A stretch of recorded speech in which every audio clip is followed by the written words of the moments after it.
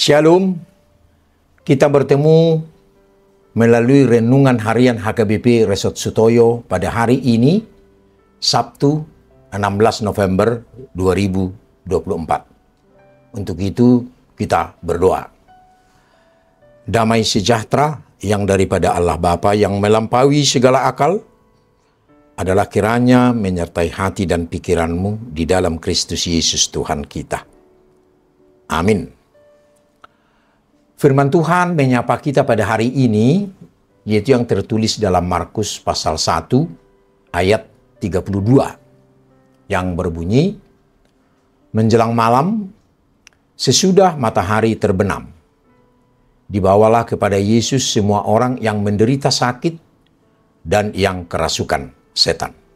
Dalam bahasa Batak, alai dung bot, dung sudut mataniari, masibuan namar sahih nabi mahalak tujuluna, rodi nasinonggopan ni akka sibolis. Demikian firman Tuhan. Saudara yang terkasih dalam nama Tuhan Yesus Kristus, di tengah semaraknya pemilihan kepala daerah di seluruh Indonesia pada bulan ini, tepatnya 27 November 2024 nanti, sangat akrab kita dengar di telinga kita kata belusukan. Kata belusukan ini memiliki makna memasuki kehidupan atau masalah dari masyarakat umum. Para calon-calon tentu datang untuk menjajakan perhatiannya kepada masyarakat, menjajakan visi dan misi, dan sepertinya sangat peduli dengan persoalan masyarakat. Terkadang kita saksikan melalui pemberitaan, masyarakat sebagian antusias dengan mereka. Terbukti dengan kerumunan masyarakat terhadap tokoh yang datang. Namun pada sisi lain, ada yang tidak begitu peduli dengan situasi itu.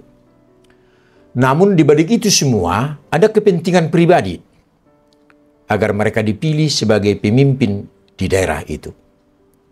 Ternyata, cara kerja dengan belusukan bukan lagi hal yang baru sebenarnya menurut Injil. Karena Yesus sendiri telah melakukannya dalam menyebarkan berita Injil dengan mengelilingi daerah Galilea. Dia bertemu dengan orang-orang di sana dan menyapa mereka dengan berita Injil keselamatan. Bahkan memasuki rumah-rumah ibadah orang Yahudi. Ketika Yesus memasuki Kapernaum, dia bertemu dengan orang menderita karena sakit, kerasukan setan, dan masalah yang lain. Namun Yesus melakukan ini bukan untuk kepentingan dirinya sendiri atau mencari popularitas. Namun Yesus hadir untuk menyelamatkan mereka yang terbelenggu karena kuasa kegelapan dan yang menderita oleh segala ketidakadilan dunia ini. Saudara yang terkasih dalam nama Tuhan Yesus Kristus, setelah hari mulai gelap, masyarakat Kapernaum datang berbondong-bondong membawa orang yang dalam keadaan sakit dan kerasukan setan. Kenapa setelah malam hari? Karena pada siang hari itu adalah hari Sabat Yahudi. Tidak diperkenankan oleh hukum agama, memikul beban, dan tidak diperbolehkan bekerja termasuk menyembuhkan orang sakit.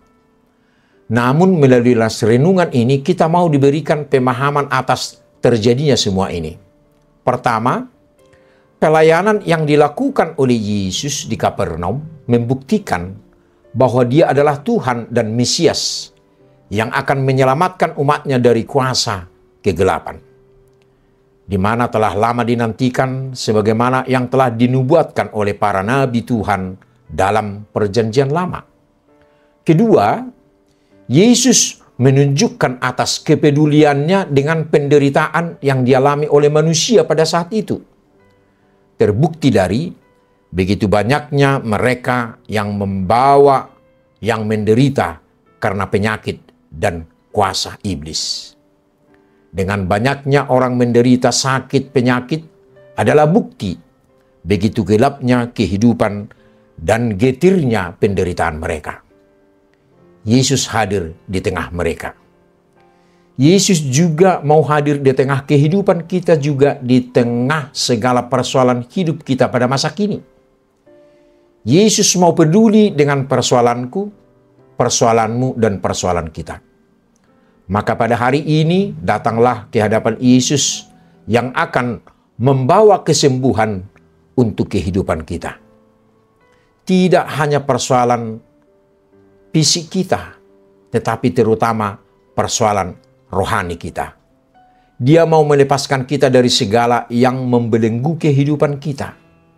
Tuhan Yesus mau selamatkan kita.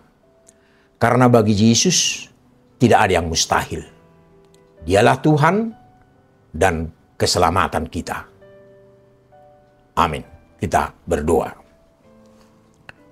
Ya Tuhan Yesus Kristus, Engkaulah keselamatan kami.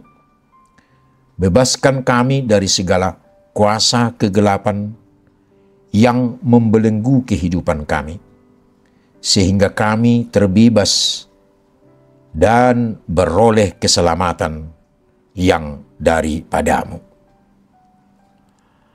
Amin. Saudara yang terkasih, selamat beraktivitas hari ini. Tuhan Yesus memberkati. Shalom.